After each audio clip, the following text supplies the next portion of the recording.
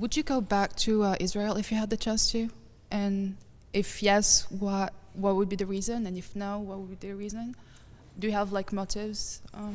Would I go back to Israel? And Yeah. what was the last thing you said? Would you go back to Israel if you had the chance to? Like to live there? Oh, to live. I don't think I could ever live in Israel again unless there was a huge awakening along these lines. How can I live in a society that's just declared that some people are more equal than other people? It's like if you were to ask me, could you live in a Christian America where Congress declared that America's a Christian nation and everyone else doesn't count as much? I would want to get my kids out of that country as quickly as possible.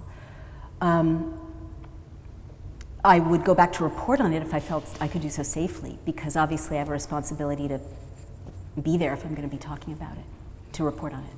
Okay. Yeah. So it's more like as a Jew, you're more usually you should like feel it's your homeland, promised land. So usually they're like more triggered to go there because they have this sense of belonging.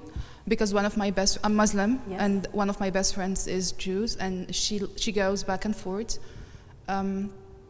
Although we have like some trouble discussing the topics, yeah. There is also I understand her position, her way of thinking, like wanting to go back there. But I just want to see your position. Right. I should thank you for clarifying where your question is coming from. I should explain then that I know what she's talking about, and absolutely. Well, first, when you're there, being a religious minority, it is incredibly affirming to see the policeman's Jewish, the lunch lady's Jewish.